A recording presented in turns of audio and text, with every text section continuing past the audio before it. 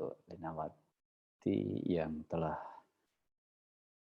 mempersilahkan saya untuk memulai bagian saya, yakni permenungan kita pada malam hari ini.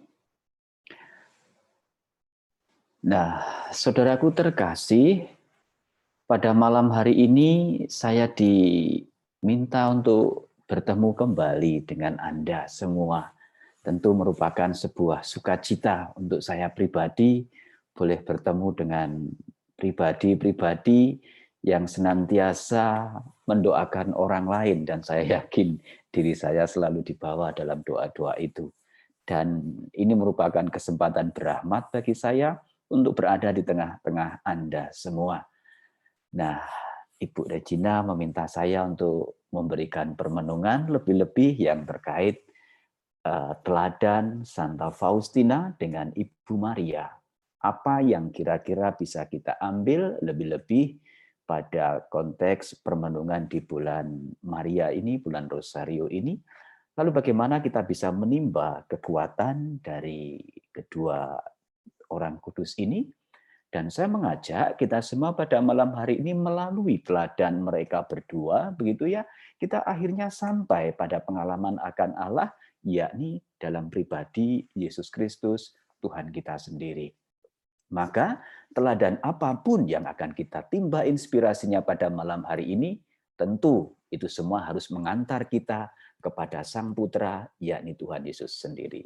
Nah, tanpa dinyana-nyana gitu ya, ternyata apa yang coba saya mau bawakan dalam permenungan ini kok sejajar, sealur dengan apa yang kita renungkan dalam doa Rosario tadi, peristiwa sedih gitu ya. Bukan berarti bahwa ini dicocok-cocokkan, tapi saya baru sadar, oh ini hari Jumat, oh ini peristiwa sedih begitu ya. Nah, saudaraku terkasih, mengawali permenungan ini, saya mengajak Anda untuk menyimak atau mendengarkan firman dari Injil Yohanes gitu ya. Yakni dari Injil Yohanes bab 19 ayat 25 sampai dengan 27. Dan dekat salib Yesus berdiri ibunya dan saudara ibunya Maria, istri Kleopas dan Maria Magdalena. Ketika Yesus melihat ibunya dan murid yang dikasihinya di sampingnya, berkatalah ia kepada ibunya, "Ibu, inilah anakmu." Kemudian katanya kepada murid-muridnya, "Inilah ibumu." Dan sejak saat itu, murid itu menerima dia di dalam rumahnya. Demikianlah sabda Tuhan. Syukur pada Allah. Nah, saudaraku terkasih, ya, terkait dengan tema pada malam hari ini, saya mengundang Anda untuk fokus di sini, ya. Bagaimana ketika Ibu Maria, ya, berdiri dekat salib Yesus, fokus di sana. Dan mari masuk dalam pengalaman Ibu Maria, seorang ibu, seorang bunda, seorang mama, seorang apalagi ya, seorang biung, seorang simbok begitu ya kalau orang Jawa mengatakan.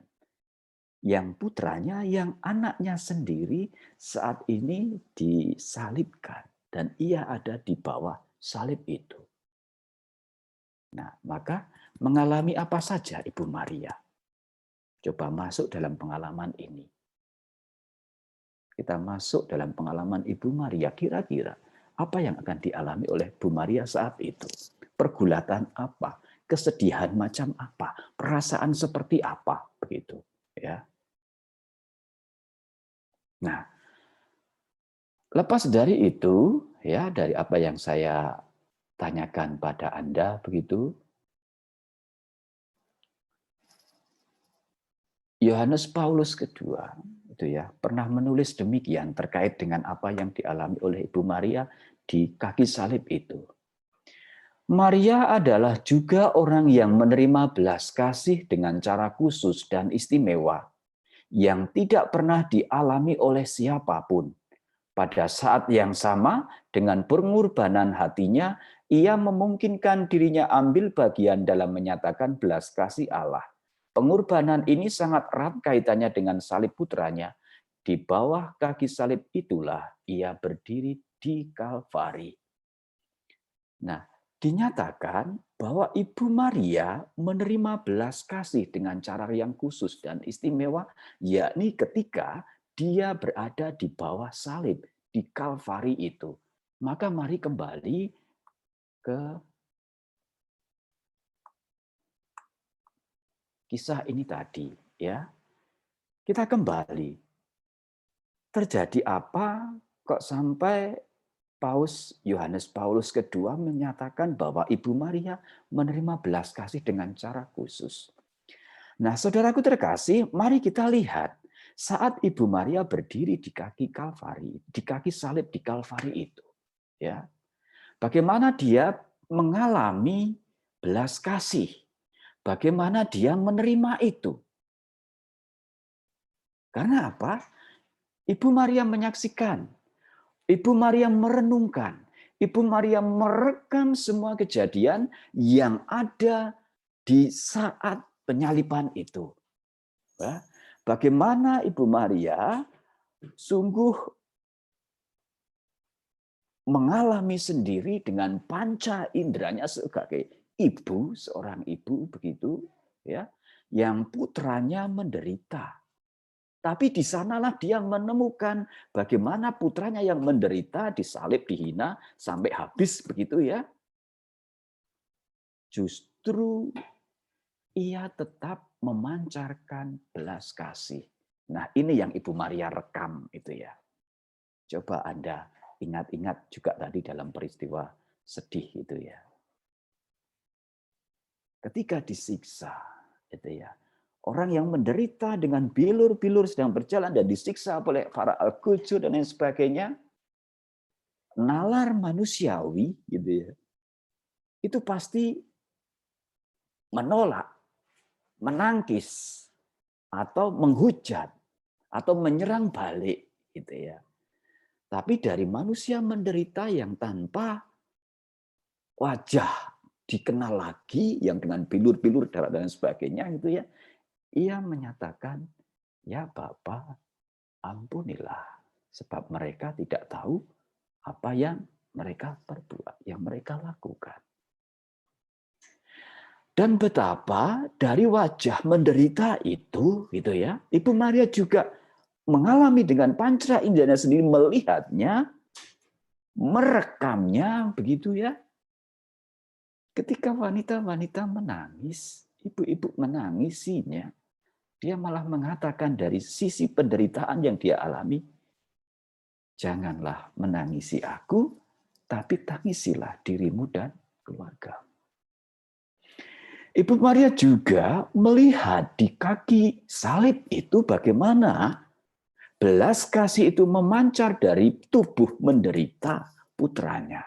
Ya, ketika ada dua orang yang sama-sama disalibkan karena kejahatannya gitu ya, apa itu penyamun gitu ya. Lalu dia di tengah sekarat yang harusnya fokus pada penderitaan yang dialami, begitu, ia berseru dari kaki salib meregang itu ya. Hari ini juga engkau akan bersama-sama dengan aku di dalam Firdaus. Ini dari tubuh menderita, dari yang sekarat macam itu masih memikirkan Firdaus untuk orang berdosa yang mau bertobat.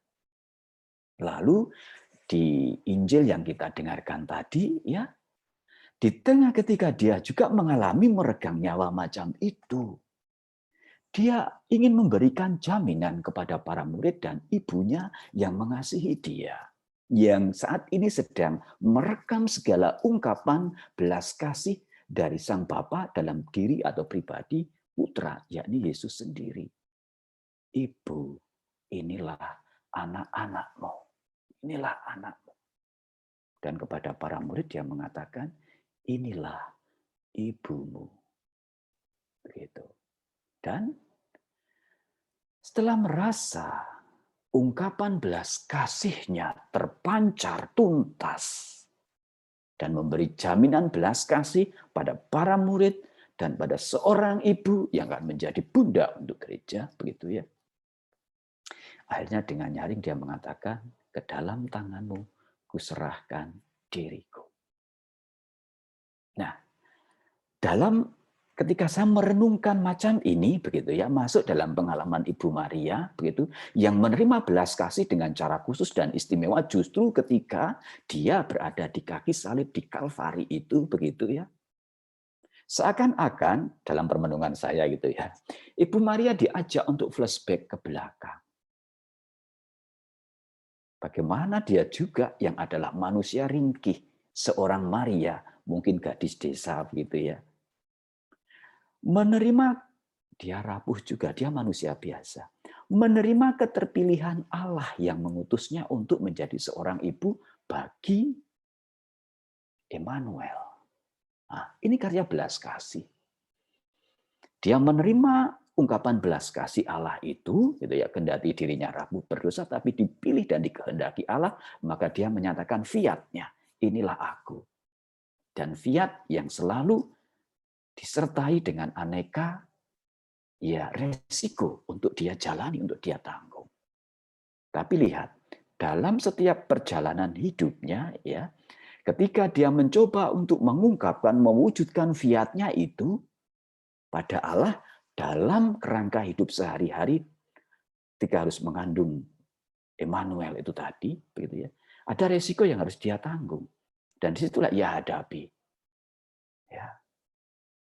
Bahkan Simeon menubuatkan suatu pedang akan menembus jiwamu sendiri. Lalu ada juga ketika dia harus melahirkan di kandang dan lain sebagainya. Lalu ada juga ketika dia harus bersama Yusuf melarikan ke Mesir. Kehilangan Yesus di bait Allah dan lain sebagainya. Ketika berziarah ke Yerusalem. Aneka peristiwa-peristiwa yang tahap demi tahap dia alami. Gitu ya. Dan yang menarik ya, misalkan saja ketika Yesus hilang di bait Allah ketika pulang itu ya dari ziarah itu, coba ketika Ibu Maria tidak atau gagal paham dengan apa yang dikatakan Yesus, mengapa engkau mencari-cari aku? Bukankah aku harus ada di rumah Bapakku gitu ya. Coba lihat, apa reaksi Ibu Maria walaupun nggak ngerti gitu ya. Ia menyimpan semuanya itu di dalam hatinya dan merenungkannya.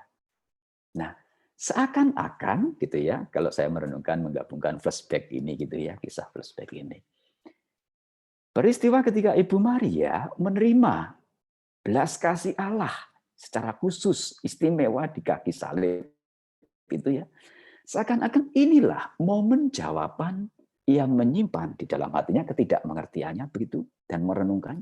Ini seakan-akan inilah pewahyuan yang sedang dibukakan. Betapa Ibu Maria menerima belas kasih itu secara istimewa.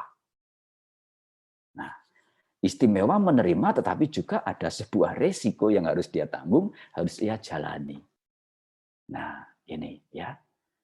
Hanya seperti tergambar hari ini ketika dia berada di kaki salib. Dan lebih-lebih dalam perjalanan selanjutnya tentu tidak hanya berhenti di kaki salib, tapi adalah sampai kebangkitan, sampai pada kemuliaan. Nah, saudaraku terkasih, disinilah ya kita boleh bermenung bagaimana Ibu Maria mendapat keistimewaan belas kasih Allah. Pertama, setelah flashback tadi ya, dia yang adalah manusia biasa, ringkih, lemah, berdosa, begitu seperti yang lain. Tapi dia dikatakan juga kudus begitu ya, sejak awal. Tapi dia juga manusia.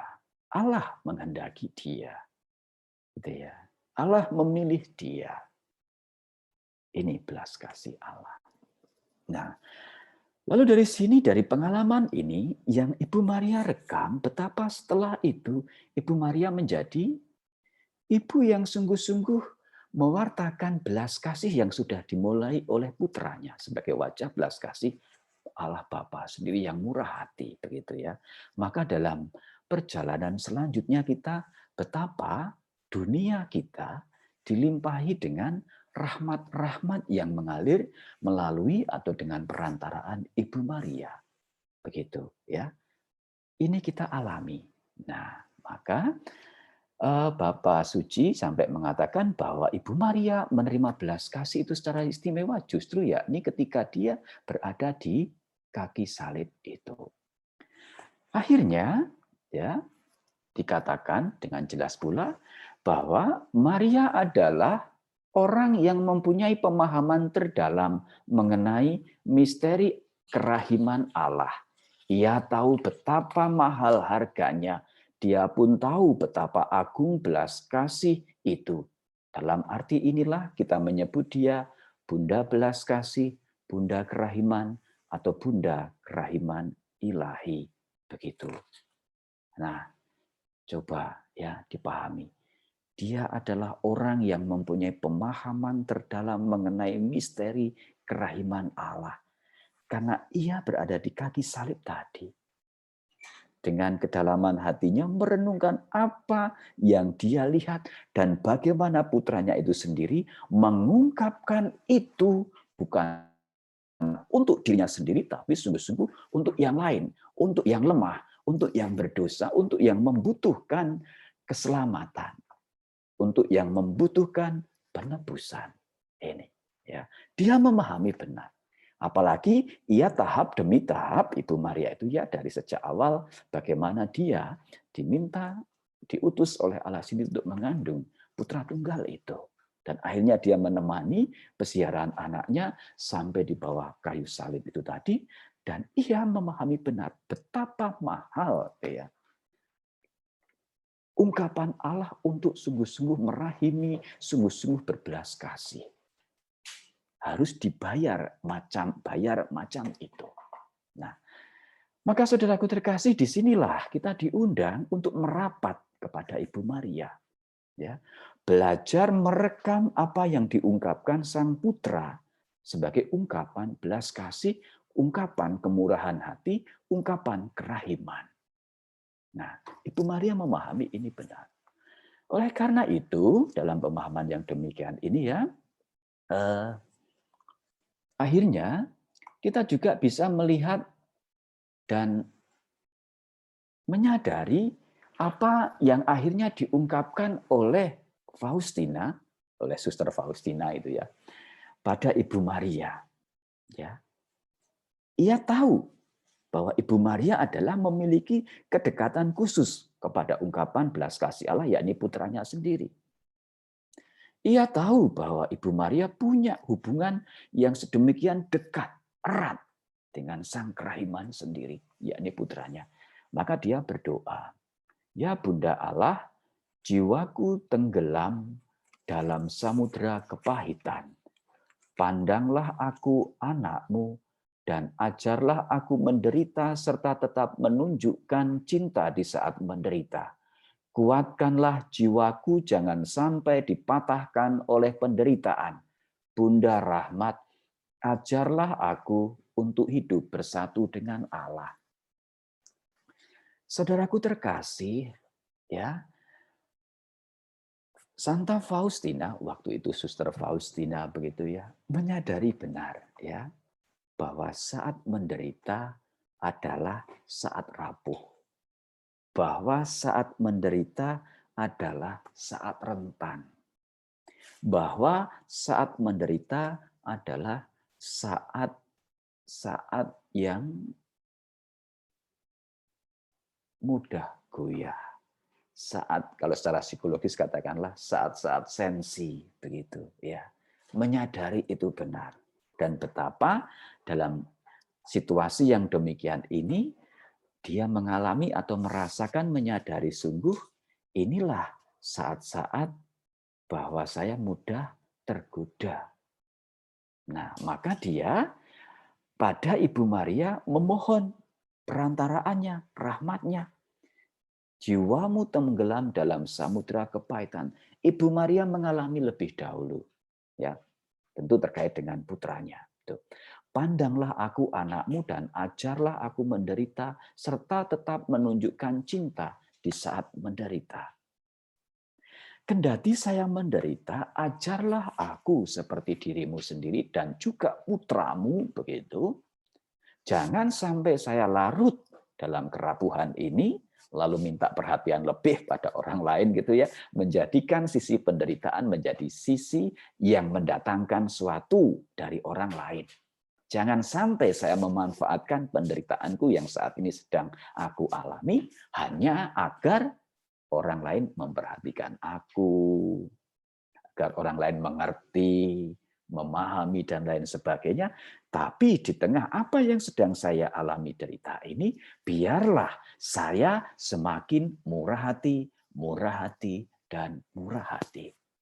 Itu tidak hanya larut pada penderitaan, lalu meminta dunia sekitar untuk memahami. Akhirnya kita terjebak dalam cinta diri. Nah, kuatkanlah jiwaku, jangan sampai dipatahkan oleh penderitaan. Bahkan jangan sampai kalah. Tadi kita sudah diberi contoh bagaimana sang putra yang menjadi inspirasi bagi Ibu Maria dan juga tentunya Santa Faustina begitu ya, agar dalam setiap penderitaan yang dialami justru semakin memancarkan kemurahan hati, semakin memancarkan belas kasih, semakin memancarkan cinta, semakin memancarkan pengampunan, semakin memancarkan senyum begitu ya. Jangan sampai kita jatuh oleh sesuatu yang sedang kita alami secara negatif taruhlah dalam kehidupan sehari-hari ya. Tapi justru kita malah semakin diantar untuk belajar agar kita lebih menyatukan diri dengan Allah dalam diri putranya yang sudah terlebih dahulu menanggung segala hal yang menderita itu tadi ya. Menyatukan atau hidup bersatu dengan Allah, yakni dalam diri putra, berarti itu tadi menyatukan apa yang kita alami, yang kita derita saat ini, begitu ya, dengan penderitaan Kristus, dan bagaimana tetap menderita, dalam kondisi menderita itu dia masih memancarkan kasih. Itu. Karena memang ya godaan kita adalah ketika kita sakit itu, ketika kira kurang sesuatu apa begitu dalam pengalaman hidup sehari-hari, kecenderungan manusiawi kita adalah lalu meminta atau memohon atau mengkondisikan diri agar orang memahami, orang mengerti, orang memberi perhatian. Biasanya itu kita jatuh ke situ. Nah, hari ini bersama dengan Faustina, Ibu Maria, dan akhirnya bersama Sang Kerahiman, Sang Kemurahan Hati, yakni Yesus sendiri, kita diundang. Bolehlah kita menderita. Bolehlah kita kekurangan sesuatu apa dalam hidup. Tapi jangan kita terjebak di sana, lalu membuat tempurung atau kotak sendiri, cari aman, lalu tidak peduli dengan dunia sekitar, begitu ya. Atau bahkan mengenakan, kalau dalam bacaan minggu lalu kali ya, yang Bartimeus itu ya, selalu mengenakan pakaian pengemis gitu ya. Supaya apa? Supaya ya dengan tahu bahwa saya menderita, saya buta, saya kekurangan, orang dengan pakaian pengemis ini memperhatikan kita, mengeruk perhatian, mengeruk belas kasih, mengeruk makanan, mengeruk ini itu untuk diri. Fokusnya pokoknya untuk diri. Maka kita harus berani seperti Bartimeus itu ya, begitu berjumpa dengan Tuhan Yesus lalu menanggalkan jubah. Nah, jubah itu apa? Itu tadi identitas. Pakaian yang hanya untuk sekadar cari perhatian, ego, kebutuhan diri. Hidup yang fokuskan untuk diri sendiri. Lalu ditanggalkan, lari ikut Yesus. Keluar dari kota, keluar dari cangkang gambaran penderitaan, gambaran negatif, lalu mengikuti Yesus. Pergi kepada Yesus. Nah, pakaian itu ditanggalkan. Saya rasa ya bersama dengan Faustina dan Ibu Maria, hari ini kita diundang untuk sampai ke sana. Ya, tanggalkan yang sekadar belenggu yang membuat kita menderita apapun itu, begitu ya. Jangan hanya terkurung oleh rasa itu sendiri, itu kotak itu, perasaan sendiri, karena biasanya orang menderita entah suatu apa begitu ya, cenderung dengan gambarannya sendiri. Terpenjara di sana, terkotak, terkurung di sana. Maka itu harus tanggalkan gitu ya, seperti Bartimeus, lalu menuju pada Yesus dan belajar di sana. Begitu ya. Nah, lalu yang berikutnya saudaraku terkasih, ya, pada gilirannya akhirnya kita bertanya, begitu ya. Bagaimana agar dalam penderitaan yang kita alami, tentu ya Anda bisa membayangkan sendiri tingkat penderitaan atau bentuk-bentuk penderitaan di dalam hidup, begitu ya. Nah, lalu bagaimana? Nah, Santa Faustina dalam buku hariannya, khususnya nomor 635 begitu ya, dia menceritakan, pada petang hari ketika aku berdoa, Bunda Allah berkata kepadaku, hidupmu harus seperti hidupku, sunyi dan tersembunyi. Tak henti-hentinya bersatu dengan Allah, berdoa bagi umat manusia, dan menyiapkan dunia untuk kedatangan Tuhan yang kedua. Nah, dari apa yang dialami oleh Santa Faustina, kedekatannya dengan Ibu Maria, dan bagaimana Ibu Maria juga ia temukan memberi nasihat kepada dirinya, agar hidupmu harus seperti hidupku. Ada kedekatan relasi, begitu, sunyi dan tersembunyi. Artinya apa?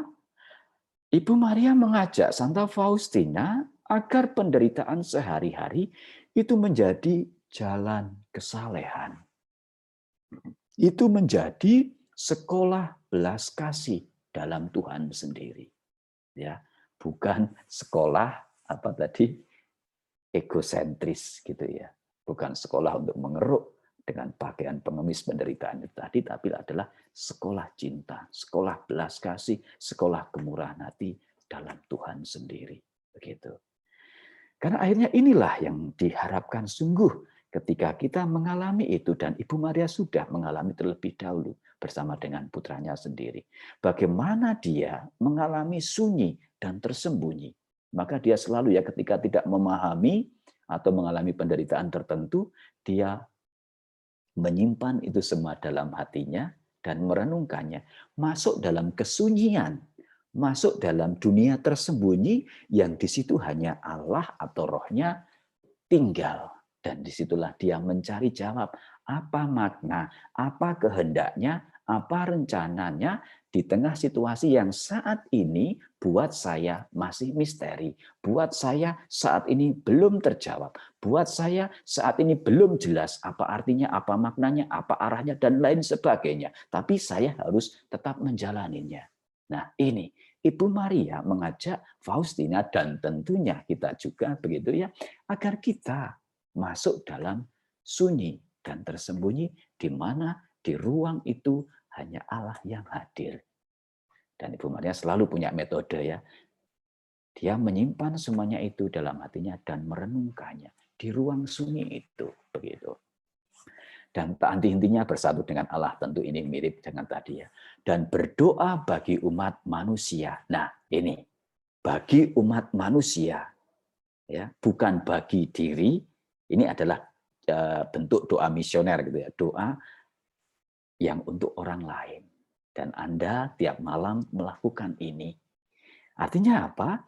Artinya memang sungguh kita diundang untuk tadi ya, memecahkan cangkang atau kotak yang kita buat sendiri, meluruhkan itu, menanggalkan itu, dan menyongsong berjalan bersama Yesus yang mengalami segala hal, dan selalu dalam setiap pengalamannya itu dia hanya memancarkan kasih, hanya memancarkan kemurahan hati, hanya memancarkan kerahiman, hanya memancarkan belas kasih. Hanya itu yang Yesus pancarkan, tidak pengalaman negatif yang lain. Begitu ya. Dan ini menjadi jalan yang memang mesti kita olah dalam sekolah cinta kasih, sekolah belas kasih dalam Tuhan sendiri. Maka ajakan di sini menjadi sesuatu yang sangat konkret untuk kita semua tentunya ya, bahwa penderitaan sehari-hari mestinya menjadi jalan kesalehan, begitu. Lalu Ibu Maria juga mengatakan pada Faustina, tanggunglah segala sesuatu dengan rendah hati. Allah sendiri akan membela engkau.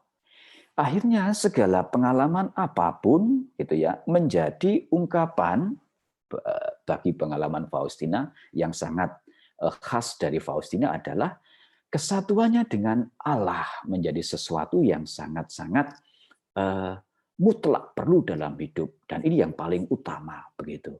Dan yang lain adalah ini, kerendahan hati. Ini yang sangat khas di Faustina ya. Maka kalau kita membaca buku hariannya, selalu aspeknya adalah apapun itu harus sampai ke pengalaman itu, yakni rendah hati. Demikian pula dalam setiap pengalaman negatif atau penderitaan dan lain sebagainya yang kita temukan dalam hidup sehari-hari, tanggunglah segala sesuatu dengan rendah hati. Ya, tidak langsung menyala, tapi sungguh-sungguh ya masuk, menerima itu sebagai sebuah pengalaman yang memang harus dijalani, dan memang itu harus sungguh-sungguh menjadi jalan tadi kesalehan, jalan pewartaan bahwa Allah itu murah hati. Ya, tidak menjadi jalan untuk tebar pesona supaya orang berbelas kasih pada kita, orang memperhatikan kita, dan lain sebagainya. Dan kita yakin ketika kita jalan dalam karya kerendahan hati macam inilah, di situ Allah akan mengurus selebihnya. Allah akan memperhatikan hal-hal yang sungguh ingin kita dapatkan di dalam hidup, lebih-lebih soal keutamaan-keutamaan tertentu. Nah, saudaraku terkasih, ya, ketika kita berani menjadikan penderitaan sehari-hari yang kita alami itu ya, resiko-resiko dari suatu perjuangan, dari suatu keseriusan yang kita kerjakan dalam hidup sehari-hari begitu, sebagai suatu jalan kesalehan, saya rasa disinilah kita akan sungguh-sungguh boleh bertumbuh dalam Allah sendiri. Keutamaan-keutamaan yang sudah coba diwartakan oleh para orang-orang kudus, dan kita boleh meniru dalam keseharian kita, entah di tengah keluarga atau entah juga di tengah pekerjaan dan kebersamaan dengan orang-orang di sekitar kita. Maka dalam kondisi apapun sebenarnya ya, undangan sebagai seorang pengikut Kristus, begitu devosan Ibu Maria dan Santa Faustina begitu, apapun kondisi kita hanya diundang satu hal, ya, menjadi pewarta dan pelaku belas kasih Allah sendiri dalam hidup sehari-hari. Semakin tantangannya seperti Yesus ya, semakin menderita, semakin dihina, semakin disakiti, semakin ini, pokoknya semakin ditekan begitu ya, harus semakin murah hati, harus semakin pengampun, harus semakin kasih. Itu harus berdamai dengan pengalaman itu ya. Dan Yesus sudah mengajarkan itu semua, dan Ibu Maria sudah merekam itu semua ketika dia ada di kaki salib itu.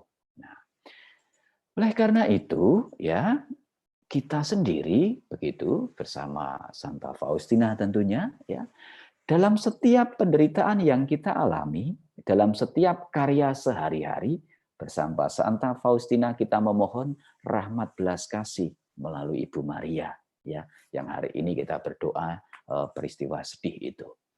Pandanglah aku anakmu dan ajarlah aku menderita setelah tetap menunjukkan cinta di saat menderita. Kuatkanlah jiwaku, jangan sampai dipatahkan oleh penderitaan. Nah, inilah ya, akhirnya malam hari ini kita diundang berjalan bersama Santa Faustina, Ibu Maria untuk bisa sampai pada Yesus, yakni melalui jalan kesalehan, sekolah belas kasih dalam Tuhan. Bahwa di dalam Yesus sendiri kita hari ini menemukan inspirasinya bahwa apapun perolehan hidup kita, kita hanya diundang pada satu hal, yakni menjadi pewarta dan pelaku belas kasih dalam hidup sehari-hari. Maka saudaraku terkasih, ya, mari ya kita renungkan ini. Dan di penghujung bulan Maria ini, bulan Rosario ini, kita berdoa ini tadi, ya. Pandanglah aku anakmu dan ajarlah aku menderita serta tetap menunjukkan cinta di saat menderita. Kuatkanlah jiwaku, jangan sampai dipatahkan oleh penderitaan. Kalau ini kita hayati dalam keseharian begitu ya, saya yakin gitu ya, aspek keutamaan kerendahan hati sebagaimana diminta Ibu Maria pada Santa Faustina pelan-pelan ya akan kita hayati pula. Pelan-pelan akan dikaruniakan juga kepada kita.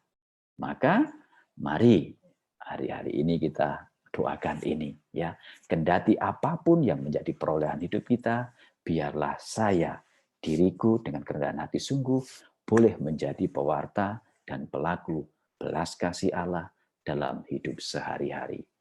Nah, saudaraku terkasih, ya, saya rasa permenungan sederhana dan simpel inilah yang bisa saya bawakan pada Anda, dan saya mengucapkan terima kasih.